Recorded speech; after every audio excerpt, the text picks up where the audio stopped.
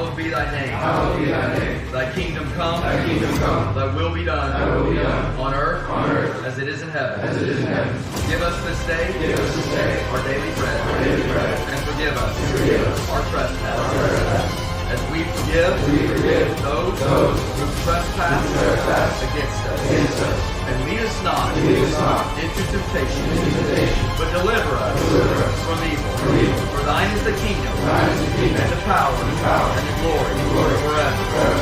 Amen.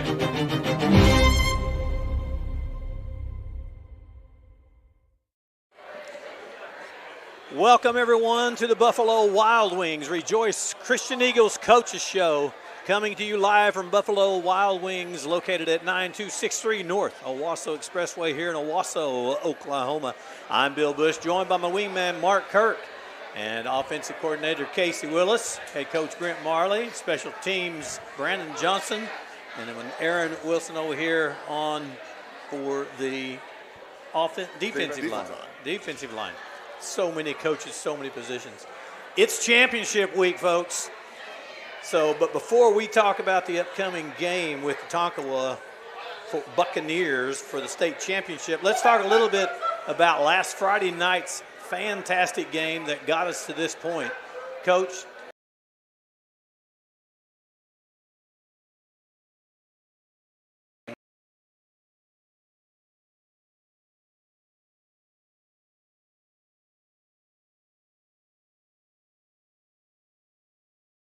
Because that was a bad.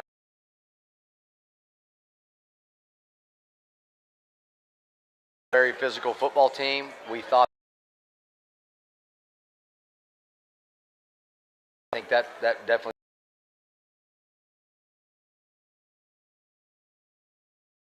Punches, right. and had to have a game where we had to bounce back and then bounce back, and everybody loves the games that we all can think about what we're doing, at halftime.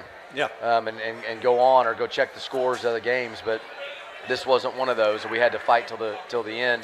But when those type of games are over with and you look back on it, they're much more enjoyable, really, in the long run. Sure. Than those games that you just handle so easily. So I think also we've said, it makes you a better team. It does. At the end of the day, you get through that, you fight your way through it, you're a better team at the end of it. Right.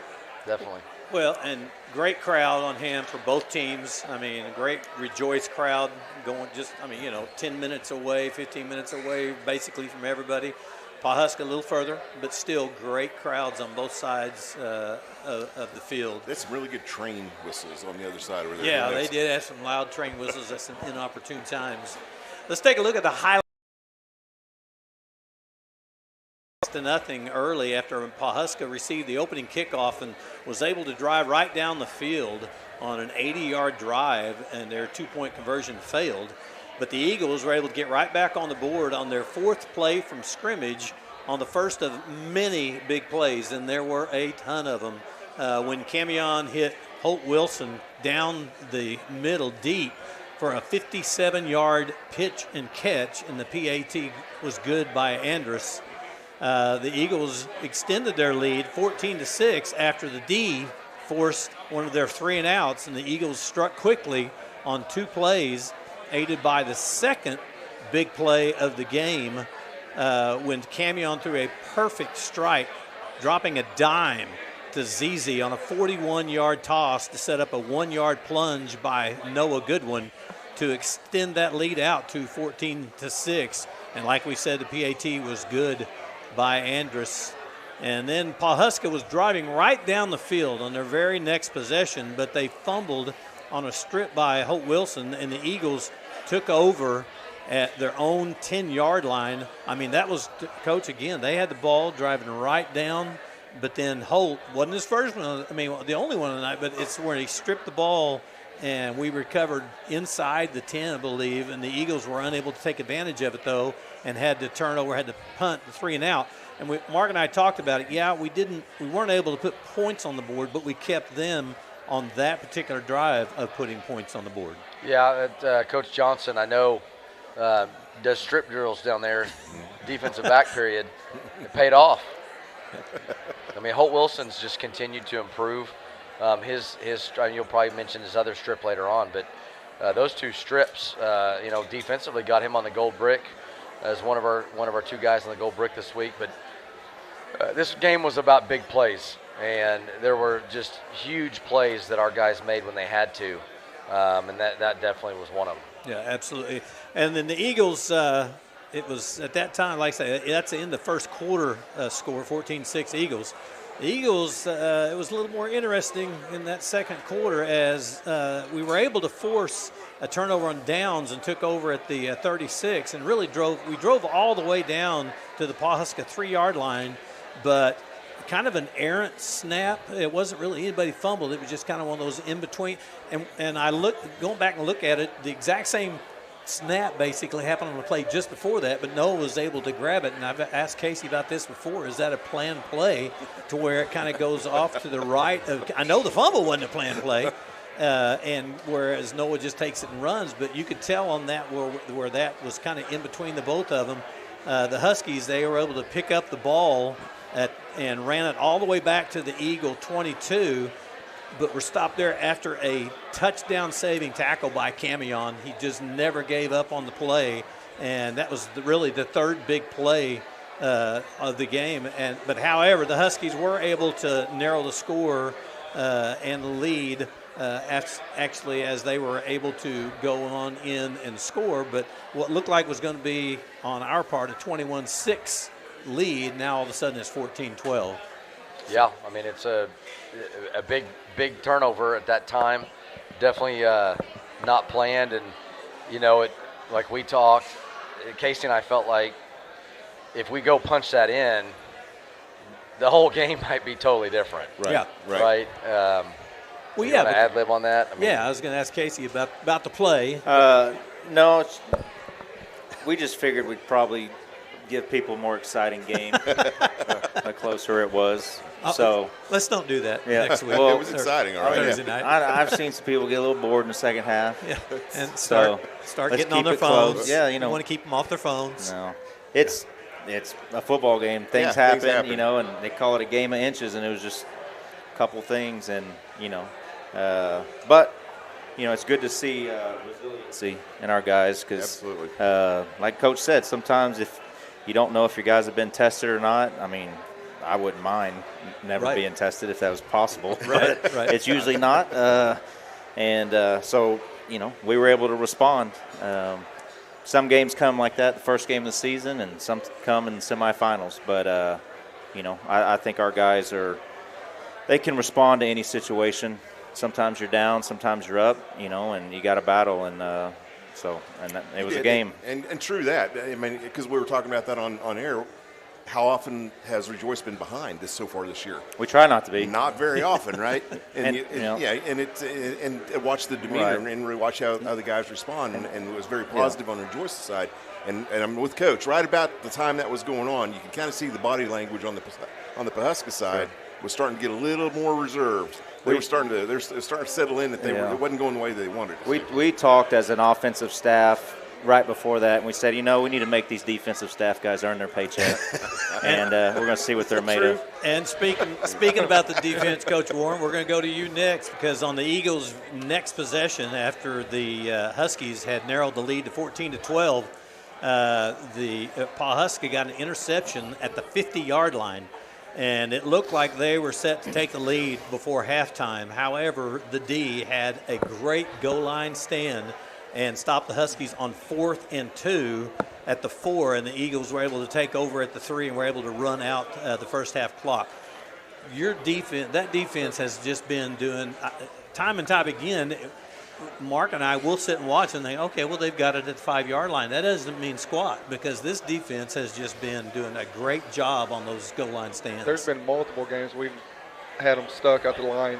There's just something different about those guys. They just hit a different level that they refuse to let those guys in. Yeah.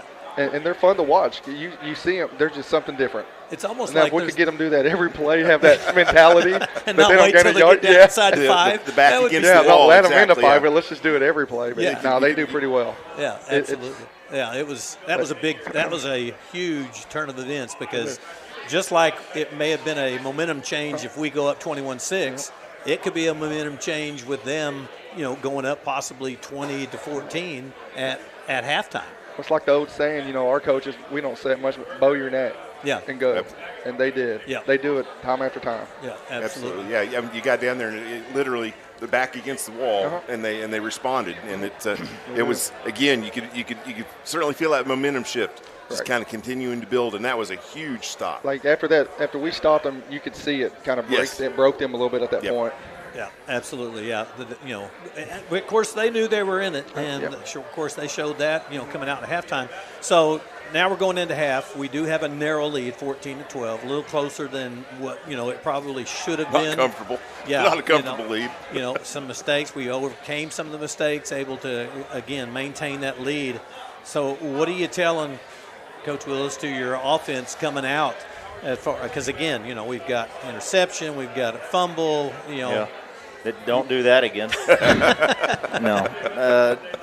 I'll tell you what we told them. We told them we're fine. I wouldn't say that was our best half of football execution-wise, and the good thing we told them was you're still winning. But like we said, all the time, what's next? And we got the ball coming out of half, and we said now we just got to, start executing and worry about that first drive. All the things that happened were just, they're a little uncharacteristic or just stuff that we would do differently and easily fixed. No time to panic. It's a 4-quarter game. Yep. We found some things in the first half that we liked and told them about that and made some adjustments and, came out second half and I wouldn't say we started the second half that great, but after that, a little hiccup. We did find some things and got going. So, well, so talking about a little bit about as far as the defense, what's going on with the defense? What are you telling them as far as how they need to respond and do things obviously better than what they had in the first half? I'll let Brandon take that one. One word, right? You can ask all these guys in here. Tackle. What did we say all week long? And they'll tell you that tackling way too high. And they were coming over to the sideline even saying, I don't know what I'm doing. I don't know why I'm so high. Very uncharacteristic. Here, you need to be here. And I don't know that we ever got it fixed in that game, but I guess it was good enough to finish that game. Yeah. But they all know that's not us, really. And it's been a focal point this week. It's good. I mean, there's running backs that they had strong legs. I mean, they're strong runners, but physics still are at play, right? You take their legs out, they're not going to run. They can't run very hard with their legs taken out. I don't know why you would want to hit a guy that big up top when his legs are a lot smaller. But just like when they were watching film this week, just like Coach Eckel was telling them, they can't run if they don't have legs. Right. It's kind of hard to churn anything if you don't have legs to churn with. And so if you tackle them up around the shoulder and stuff, and again, just very uncharacteristic. So Coach Warren, I mean, what are you getting in the guys' ears? Obviously, I'm guessing you're echoing the T word to them. Tackle, not high. I mean, you got to, even this week, you got to tackle low. Oh, It's every week. Yeah, and that was mentioned even also in the meetings. If you tackle like that this week, it's probably going to be a different outcome. Well, our guys, they knew when they're apologizing to us for it. Yeah. They knew. Yeah. Because that's not them. We haven't done it all year. Right. And you get to get especially away not the latter part of the year. Right. I mean, yeah. It's just, I mean, you go from the Hooker game and the way they tackled and performed there to this game, and it was like night and day. It was like, where did that team go and where did this team come from? Right. It was uncharacteristic of us for sure. We were still flying to the ball. I still like the approach. I mean, the attack was still there. It all looked good, and fortunately, we had guys flying to the ball because it took all of them to bring everybody down every time. But I still like that part of it. But yeah, I've got to get those legs knocked out from underneath them because it makes those runners seem a lot more effective than they really need. They can't go nowhere on the ground, right? Exactly. Well, so coming out at halftime, we got the ball and received the second half kickoff, but we had to punt away. unable to move the ball, and after a good return, set up, and again, you just talked to them at halftime, but they had a really good return, and they set up the Huskies at the Eagles 19, where they scored on one play. I mean, we do it to people all the time. Well, all of a sudden, somebody is doing it to us, and they were able to convert this 2-point conversion for their second lead of the game. All of a sudden, the Eagles find themselves down 21-20. And Mark mentioned it earlier. When was the last time? Was it probably Cassia Hall? When was the last time we've trailed in a game? Did we trail to Pecola? I don't think we've trailed. I think we trailed to somebody. I think we trailed to somebody in the first quarter. I don't know who it would have been. I can't remember who. It just seemed like, because I remember having that conversation before that we didn't trail for just for a minute, and then it was done. It doesn't happen very often, but now we've here 2 times in the game we find ourselves behind. However, that was a short-lived lead when ZZ took, again, because of great coaching by Brandon Johnson, ZZ took that kickoff and returned it to the house. I told him to run that play. Did you? Yep. Up the middle, just say, hey, we've been saving it for a couple weeks. Yeah. Tell him to hit the middle and then go around the left side. Run away from the tacklers. Yeah. We just put that in. But he returned it to the house for an 82-yard kickoff return. And the PAT was good by Andrews, so the Eagles find themselves back on top 21-20. And even though the Eagles had to kick the ball off at their own 25 because of there was an unsportsmanlike penalty after the TD, Love that. Duncan, I'm sorry? I love that. Yeah. I'm sure that pleased you just to no end. Oh, yeah. However, with a kicker like we've got with Duncan Andrews, he struck the ball very well, as he had all night, but he put everything into it. And the kickoff coverage was able to force the Huskies to start at their own 28-yard line. And then, of course, the D took over from there, forcing a 3-and-out back, causing losses, and back at the Husky 20-yard line. So what looked like it could be detrimental ended up turning out to be like the Eagles that we saw a couple of weeks ago. And after a short punt, the Eagles were in business at the Huskies' 39-yard line. And in 5 plays, the Eagles were able to extend that lead. Actually, then when it was 28-20, but I think that's when actually we went up. I've got 28-20, but I don't think that's correct. But they were able to extend the lead, and when Camion went around the right side and scored on an 18-yard run. So, I mean, and actually, I guess we were 21-20 on ZZ, and then went up 28-20 to extend that 1-point lead to 8 points. On that really nice run by Camion. He had just got through hitting one before that to set up that 18-yard run, and the PAT was good. And you're thinking, okay, we can breathe a little bit now. But after a touchback by Andrus, another one of his touchbacks, and I've asked him, what is earlier, like 2-3 weeks ago, he said his goal is 65. Well, after this game, he had 62. And that goal, he thinks that, what he wants to do, he's wanting to set something that he already has the record. He just keeps padding it. He just wants to make it where nobody else is going to be able to break that record. It's a personal goal. Hey, I hope he gets it. I do too, because that means we're kicking off quite a few times next week or Thursday night. Just 70. Yeah. But the Huskies, even though they had a touchback, they were able to go on an 80-yard drive to once again narrow the lead. But the 2-point conversion was no good, so now it's 28-26 at the end of the third quarter. And then the Huskies were able to force a 3-and-out and got the ball back at the Eagle 40-yard line after a short punt.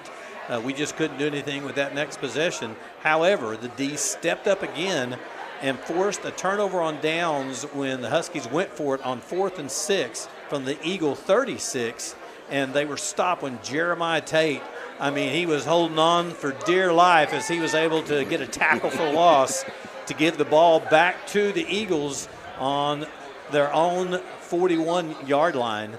Yeah, And I kind of felt like on those fourth down plays, it was kind of like the goal line stands, right? Yep. You got your back against the wall, and they just step up every time. They do. It looked great. Because, again, they were they had just got through on an 80-yard drive, and so you're thinking, man, we've got to stop this to stop the bleeding because they're just going to come right back. And, again, when you're only leading 28-26, you're looking at, okay, if they score, now we're behind. defense had different ideas. And the Eagles on their next possession went for it on 4th and 2 from their own 49-yard line. And, Coach, I mean, obviously in this kind of game, you're going for it at 4th and 2 at midfield. And you're just saying you're going to have to stop us, even knowing that they've been able to drive with the ball. So, I mean, you're able to get a call in on first down because you got a big back there that you can use just about almost always. Now, early on during the game, it was tough sledding for Noah. I mean, and for Camion trying to run the ball on the ground. What are you changing up, or what did you change anything up there to be able to pick up that short 3 yards? Well, yeah, I mean, there's a couple schemes that we scrapped that just weren't working for us. But then we found some other things. But like we said, those guys were probably the toughest box that we were going to face. I mean, they were good. And as you saw throughout the game, that was their focus as well because they were not focusing on other things. Exactly. And so, yeah, football's a game of numbers, and sometimes you're outnumbered, but you still got to try to do it. And, you know, it's always a benefit when you got a backfield like we do, two guys that can definitely run and, you know, make some plays happen. So you still feel confident no matter what. But, yeah, I mean, when 11 guys do the right thing, it's successful at times. Good things happen. And one of those 11 guys was Luke Kirkpatrick. If you go back and look at that play, he pulled around and really made just enough of a block so that Noah was able to pick up those 3 yards. I mean, and those are the little things that people don't really see or count. You know, all they see is, all right, how many yards did he rush for? How many did he pass for? How many did he receive? But it's like that little play to help you pick up that extra yard. Otherwise, it's 4th down and you're going the other way. So everybody's got to make their plays on those blocks to be able to make that happen. Yep. And Luke did a great job pulling around and being able to do that. And so after that first down, it only took one play to score when ZZ found himself running free behind the D. He was 7 to 8 yards behind the defense down the left side, and just Camion hit him in stride for a 47-yard pitch and catch for the score with 7:12 left, 7:14 left in the game, and the PA was good. And you're thinking, all right, finally a little bit of breathing room. We got a 2-score advantage. You know, that we should be able to hold on and run out the clock and, you know, go home and shower and get ready for Thursday.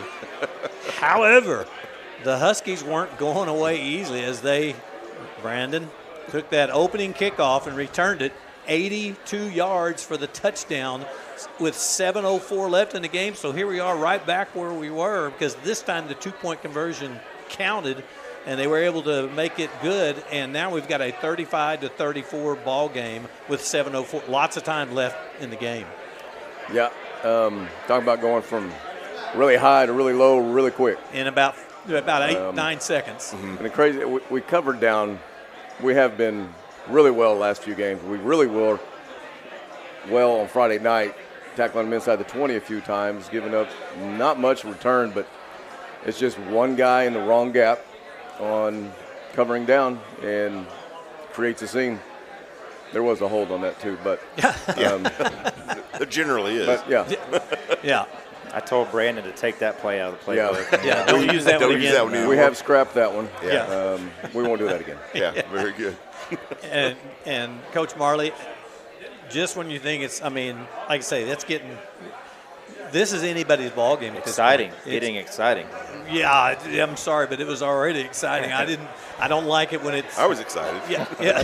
I don't like exciting. I don't like exciting. I like boring when there's only 7:04 left and you're only leading by 1 and you're trying to get to the state championship. However, the Eagles were able to take the kickoff and took over at our own 29-yard line, moved the ball to the Huskies 30 when Neil Lieber made just a huge play, and that was one of our big plays of the game when he wrestled a pass away that was from Camion in the end zone to extend that lead. And really it was kind of we did it got back up to 8, but whenever he did that and they fell to the ground, it wasn't just immediate. Everybody, I think, you could have heard a pin drop on both sides of the field. Yeah, nobody knew. Neither crowd Yeah. knew, like, is it our guy? Is it their guys? And then throws up the touchdown. Had to be a pretty good feeling at that time as far as on the sideline that we got that touchdown. Just an unbelievable effort by Neal. Yeah, I watched that play many times, and I told Neal that was probably the biggest reception in program history. Huge. At Rejoice. I really do believe that.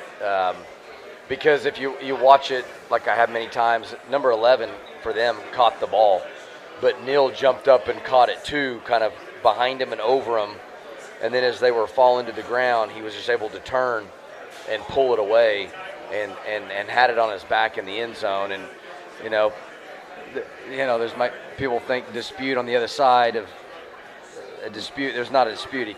Neal had the simultaneous football. catch. I mean, the ref didn't even hesitate when he No. looked down at the ground and Saw who you had got it. ZZ running in celebrating.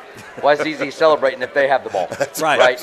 Right. So they knew it, and just for that resiliency of that play, like that, in that moment, just because it could have went either way. Had Neal not given that much effort, or would have given up on the ball, thinking this guy's got inside position on me, he's going to pick it off. And he just didn't say, it's over with, and I'm going to go change this right now. And that's, difference makers overcome. One of the things we talk about in our core values of HUD-Fi, that was a heart play. That was a fight play. No doubt. That was a dependability play. Yeah. That was a unity play for his brothers. I mean, everything that we, was in that play. Yeah. And Very defining moment. I'm so proud of him. Yeah. For making that play. Yeah. It was amazing. We're looking. Who's got it? Does anybody have it? I mean, because it just kind of went down the pile. We couldn't see anything. We're just looking at the ref. We're waiting for him. Tell us what happened. We saw Z over there, but I mean, you never can go by that because everybody does it. Oh yeah, my guy's got it right, but then when he came up, wow, he got that ball out of there, and that's Bill saying Ty's going to go to offense. Yeah. Man, because I'm with you. It looked like Pawhuska was coming down with that ball whenever they at the top of the jump. It looked like Pawhuska was coming down with the ball. That's it. That's strength and conditioning paying off, right? Yeah. Yes. Teach him to high point. Yep. I mean, Coach Willis, I think you guys do that all the time, don't you? High point drills. Well, honestly, we do, and it's one of those drills over the last couple of years. It's it's monotonous. You do it all the time, and how many times does it happen? But it comes into play every once in a while. Yeah. And I told Camion before the game, the quarterbacks, I said, a 50-50 ball for our guys is also a good play, and you got to trust them. And I think those guys have played long enough together; they've seen it that they do trust those guys. Now, I looked at the other coaches and I said I don't know what that was, but it was an adjustment off of another route concept that we have, and honestly, two guys were going to the ball at the same time, and that's kind of how they converged. But It's a cool play. It worked. it worked. I never doubted. Cool play. Yeah. Two guys in the same spot. Let's do that again this Thursday night. Yep. Well, on the ensuing drive, the Huskies had it 4th and 3 on their own 35-yard line, and when they had a long run by and they had some fast tailbacks, and their tailback got loose, and he was out to about the 50-yard line, and it looked like it was going to keep the drive alive. And I started thinking, I already had it in my mind, we're going to overtime. I mean, this game is destined for overtime. Two good teams slugging it out. And just about that time, it was answered, though, by our next big play of the game, and that's when Hope Wilson, trailing the play, did another thing that Brandon has taught him, punched the ball away from the runner. And, I mean, if you go back and look at that play, and it was recovered again. Neal Lieber stepping up, recovered it at the Eagle 39, and the Eagles were able to run out the clock and finally set their eyes on a trip to the University of Central Oklahoma and a shot at the state champion. I mean, my goodness, guys. I mean, coming right down to the last possession of the game to actually, put it away finally. But that play by Hope was another big play because, Incredible. As he's coming down to knock it down, he's basically lunging and giving it. That was his last. Because that's the only play he's going to be able to make because he's fallen to the ground. But it was a perfect job to punch that ball. So it's obviously something you teach, because it happened twice, in one night. We don't do it a lot because we're not in trail a lot as far as secondaries, but he's got a very high IQ football, and he sees it, you pull, and you swat at it, and you never know. Sometimes our guys are competitors, and we we harp on them to compete, and that's what they do every play. And so, and we talked to him again today, and I've talked to him several times. When you look back at games, there's certain plays that were monumental in the game, and you never knew when that play was going to happen. You never know till the end. Exactly. It could have been a kickoff. It could have been a strip. It could have been a knockdown pass. It could have been a fourth down sack. You just never know. So what can you do? You can compete every play. Right. And all our guys, all 50 of them do a really good job of doing that. Absolutely. And that's all you can ask. Yeah. Those 2-point plays Matt did a good job these last 2 weeks going over all the funky formations and and 2-point they plays. do have some funky formations. And they're huge, and it comes down to the end of it, you get a couple of those stops. We've been doing this for 6-7 years. I've never seen the swing snap out. When is the last time you guys faced anybody that snapped the ball sideways out to Pahuska. Yeah. Every time we played them. Every time scrimmage up there? Yeah. But that's work always on been, well, I guess it has been sometimes in an actual game, but one of the only teams I know that actually does that. So, Well, I will say, and Brandon just hit on it, that the 2 weeks took forever to get to the game. Right. But it was a good opponent to have 2 weeks to prepare for. Yeah. Because of all that they do. And the defensive side, Matt Coach Eckel, our DC, and Brandon and Aaron and Tyler Blizzard and those guys did a tremendous job getting our guys lined right. I mean, just alignment on that swinging gate. The first time they ran Nowhere it, to go, exactly. No, and we watched so much film of them just flipping it out there and guys just walking in. yeah. Just walking in, and you're looking, and they're not even lined up right. And so our guys were lined up right. They were ready for it, because I've always felt like 2-point conversions are a huge momentum play. Because when you score and you've got 6 points, just think about when you miss the PAT. It's kind of like you didn't score Yeah. a touchdown. Right. And everybody feels kind of, well, you go for 2 and you don't make it, and they're not going to kick PATs, Right. and we're kicking PATs with Duncan. We're stacking points, and they're losing them. Yeah, it's So- like a goal line stand again. Right. It really Right. is. Yep. Well, let's take a look at a few stats, and then we're going to take a break after the stats and get some more coaches in here and then talk about next week's game. Passing, it was our co-offensive player of the game, Camion Compton Nero, 9 of 13 for 230 yards and 3 touchdowns and an interception. And he also rushed for 38 yards and a touchdown. Receiving, it was Hope Wilson with 3 catches for 99 yards. We couldn't find one more yard to give him. 99 yards. Come on, Mike. Come on, Mike. Just one more yard. Find it in there. But 3 catches for 99 yards and a touchdown. Our other offensive co-player of the game was with 4 catches and 93 yards, a touchdown, and an 83-yard kickoff return for a touchdown, and that was Zizi Okufuluezi. Neil Lieber had 2 catches for 38 yards, and then that outstanding one, being one of them for that touchdown that we've already talked about. Rushing, it was Noah Goodwin, had 16 rushes for 105 yards and a touchdown, and many of those he just turned it on in the second half and was just not going to be denied. And then, of course, we mentioned Camion with 11 rushes for 38 yards and a touchdown. And Mark, going over the defensive stats? On the defensive side, I think we had co-players of the game on that side, too. Again, a lot of guys got involved with it. Once again, it just up and down the board, we had just some fantastic play. Tristan White, great night, 14 tackles, 9 solo, 3 tackles for loss, a fumble recovery, and a pass breakup. Again, that's all those things that you're talking about that you don't know where that tipping point is and how important those plays are, but I can tell you a lot of these were very important.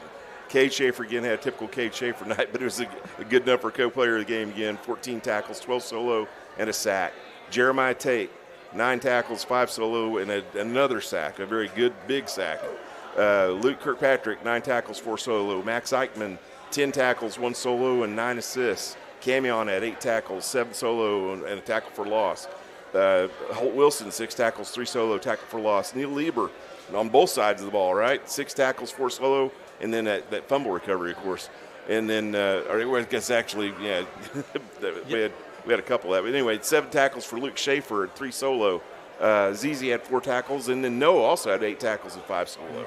So again, it's like 11 guys listed out there, and that's just the ones that had multiples on everything. We still had a lot of other guys were involved on, all up and down the line. It was a great night for the defense again. I know we talked about this earlier. It seemed like Pawhuska did a pretty good job of blocking for some of those outside runs. They didn't have a lot of outstanding players on their line, but they worked well as a unit. And we had to work really hard as a defense to be able to offset that. They might have been one of the best offensive lines that we've had to face up front with our guys. But, when I look at my guys, I don't look at them as defensive linemen. They're athletes playing on the line that absolutely. can go cause trouble. Yeah. And you look at all the tackles, just those 4 guys that played on the line, they 9, 10, 14. That's not typical D-line. No. That just shows the athleticism they are. Yeah, absolutely. They're not big, but they're physical and they're fast. And they'll get after you. Absolutely. Yeah, of course, fantastic job all up and down for the defense in those goal line stands.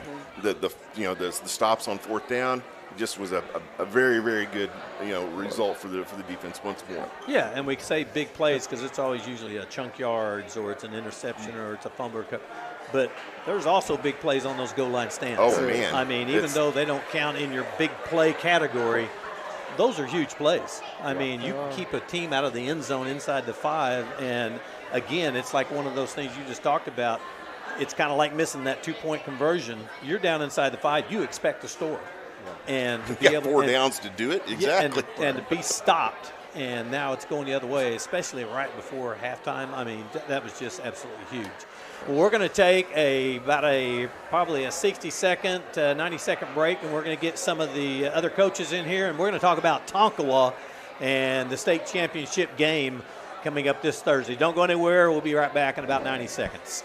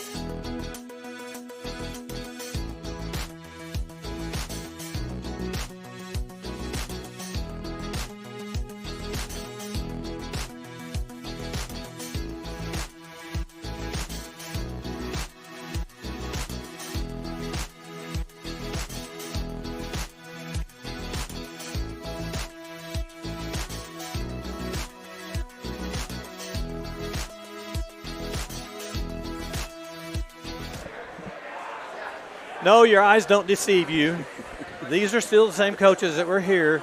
I guess the other coaches are enjoying everybody's company. There's about 75 to 100 people up here, so there's a large mixture of people. So we'll just talk about the Tonkawa game ourselves. And Coach Marley, I mean, as tough as Pawhuska was, this 12-1 Tonkawa team is going to be the best team we will have faced all year. They're big, they're fast, and they have really good skilled players.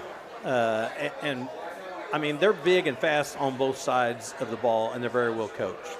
Yeah, I mean, I got to meet their head coach today and several of their players, and they should be. I mean, you get to this point in the year, and they didn't make it to the state championship on accident. They earned it, just like we feel like we earned it. And they've got really good players to be able to get to this point. They've got to be really good up front to get to this point. They got to play great defense to get to this point. I mean, it is what it is. There's no gimmies at this point. There's no gimmies. And, all year long, one thing that I told their head coach today, and we had a little press conference in Oklahoma City at UCO, but usually when you're looking at a team and you're like, okay, we got to stop this guy, and we got a chance to win, or if we stop this guy and this guy. But with them, there's this guy, and this guy, and maybe a little bit of this guy too. It goes a little deeper, which and I feel they probably feel that way about us, and that's a state championship game. So, I mean, they've got a great program history. Tonkawa's won multiple state championships. It seems like they'll win one or two and then have a 8 or 9 year drought and then win another, and then win another, and it just. I think 2018 they won it all. They did, yeah, they did, and we almost met them there, and we lost in the semis that year. And Coach Harmon's came in. They've done a great job, and we've got a great opponent with a lot of tradition, and we're looking forward to the opportunity. Absolutely. You guys ever played against Tonkawa before? Never have. I don't think I was thinking about that the other day. I don't think I've ever played against, in all my history, I've ever played against Tonkawa for anything. It's my first recollection of Tonkawa when I was a student at Oklahoma State University in Stillwater.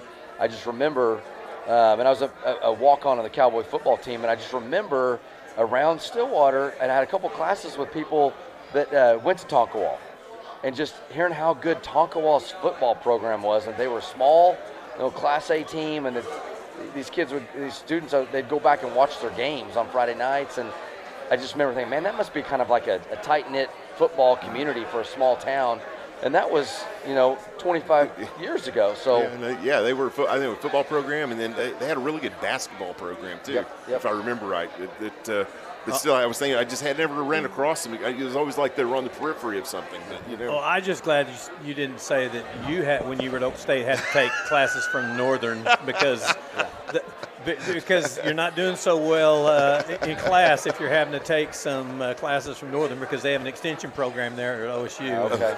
I know somebody personally that had to do that. So, Okay. But talking about the game, we've just got to be playing at our very best ability to beat these guys. They're going to be a very formidable opponent. And if you look at some of the common opponents, which everybody does, I mean, Haskell, they beat Haskell 40-7. I think, we beat up on Haskell worse than that. But they beat Pawhuska 32-8. They beat Morrison 35-14. And because of what I saw at Pecola last week in the semifinal game, who they beat, like I said, 37-12, there just aren't many weaknesses on this team. I mean, you look at their team, and they just don't have a whole lot of weaknesses. So, we'll go to their impact players and what we're going to have to do to be able to, on defense, start with you, Aaron, what are we going to have to do on defense that we might be able to slow them down, or who are some of their guys on offense that we're going to have to slow down? Shut the run down, first and foremost, shut it down. They've got good running back, a receiver that plays running back. He'll come in. Then they got a great receiver, and their quarterback runs. We just got to shut them guys down, and that'll give us the chance. Yeah. And kind of what Pawhuska was last week. I mean, they got a couple of good running backs. Quarterback can run some, can throw the ball, and you got guys that can catch the ball, whether it's out of the backfield or the receivers. And they've got a decent old line up there to help protect. That's what I was going to say. What's their line? Yeah. And so I told my guys, best game you've played all year, and go be aggressive with them. And I think that will give us a chance.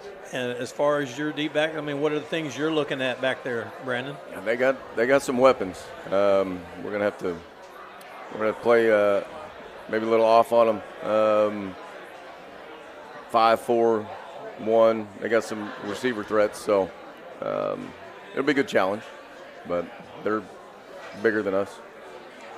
It's been that case. That's been the case all That's year not long. that's not real new news. Right, you know. right. Now they got number 5 is probably 6'2", 200 pounds. He's a good sized kid.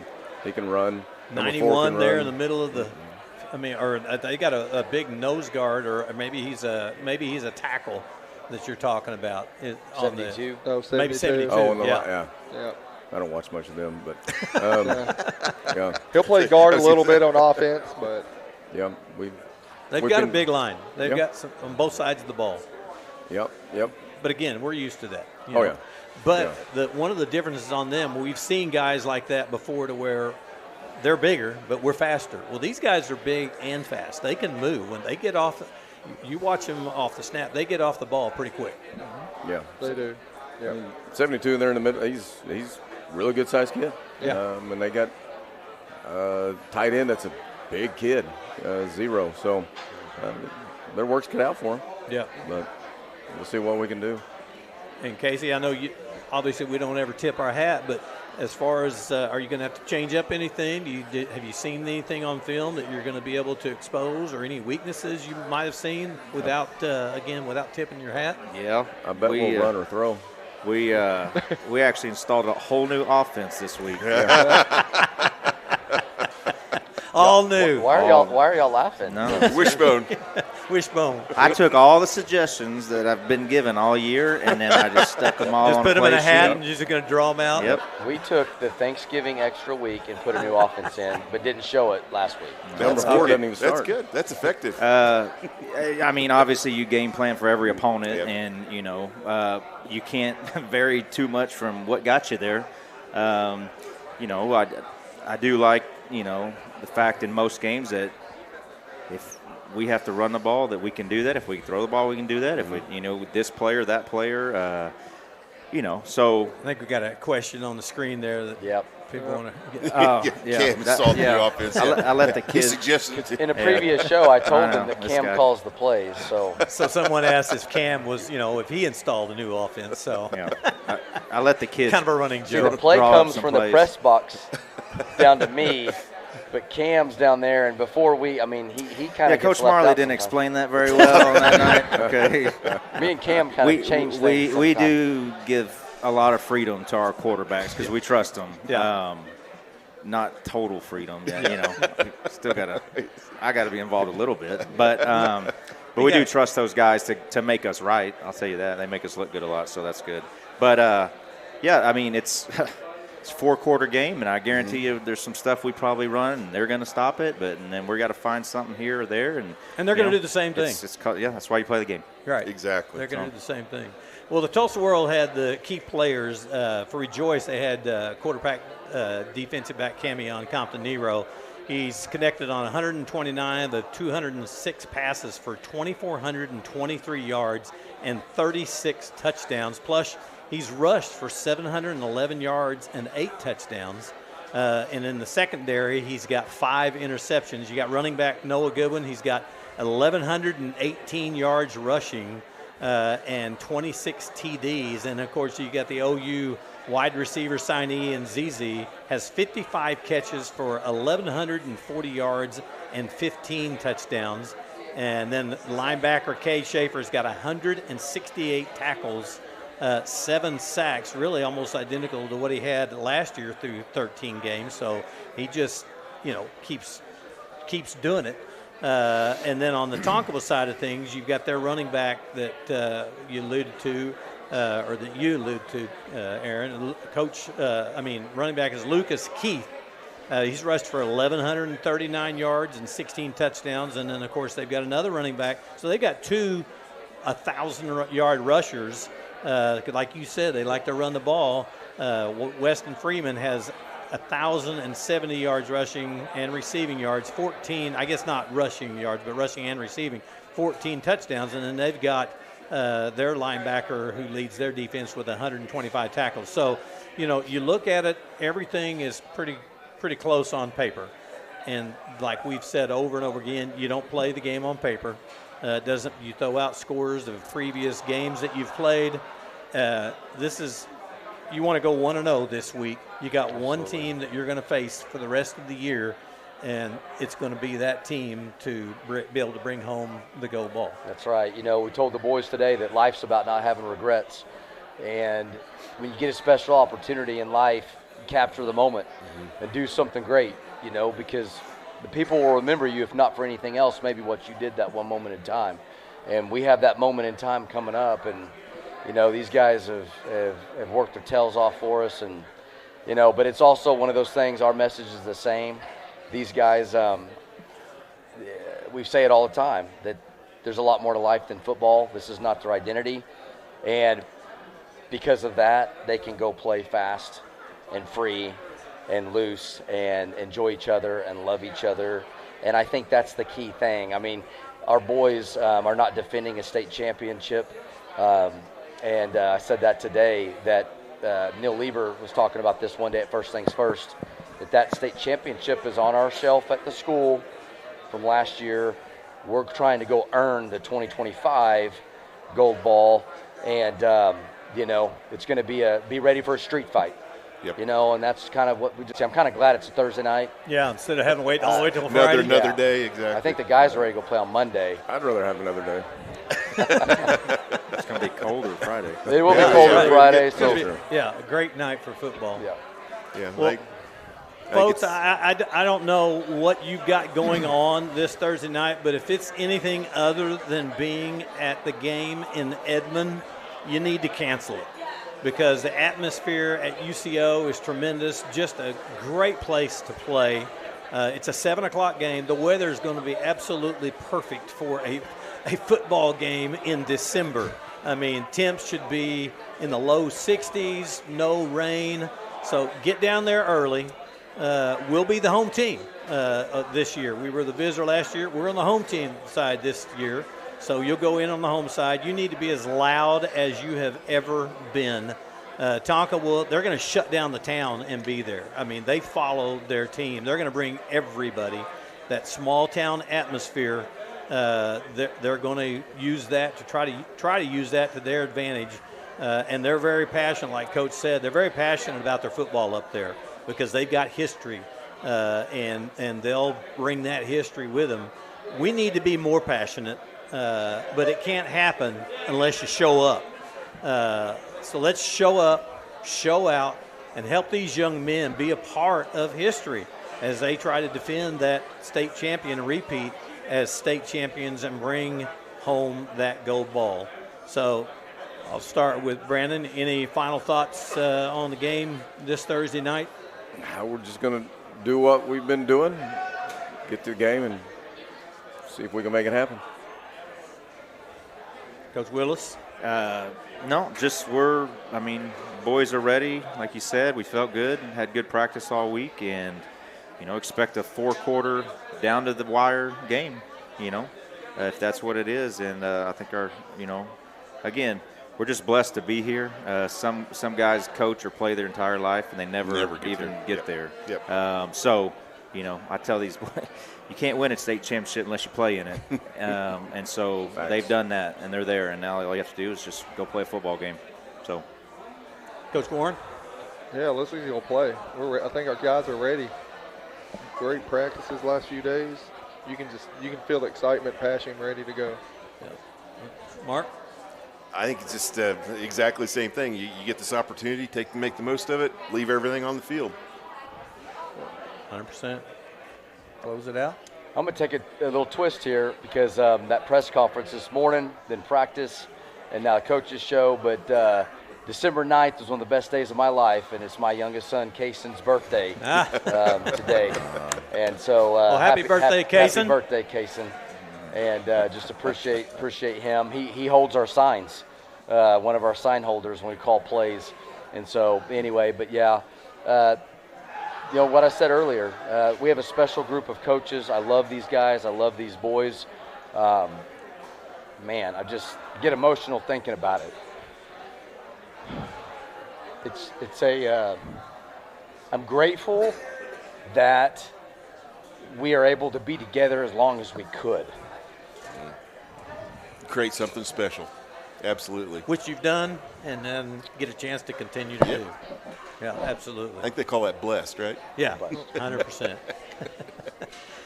Well, we really hope that you make it to the game, but if you can't, Mark and I, of course, will bring you the audio only due to the OSSA contract with the NFHS. I mean, you can watch the game if you want to buy a NFHS subscription for the game, but why do that when Just you can come watch down, it yeah. in person? Just come I down mean, there, exactly. Yeah, Right. it's not near as fun, and it's part of history. You don't. If you missed it last year, you missed a part of history then, as we won our very first state championship in football. You're not going to want to miss it this year. You can kick yourself for missing last year. Don't kick yourself 2 years in a row. So that's going to do it for us tonight. Appreciate everybody turning out for this big night. What a great crowd up here to watch the program. I know probably everybody up here will be down in Edmond this Thursday night, right? I want to thank the 12th man, too, and Amy Nichols for Yes, absolutely. this right here. It's an incredible night. Yeah, absolutely. And her whole crew and everybody that she has working with that. Thank you, Amy. And, of course, the 12th man, as like Coach said.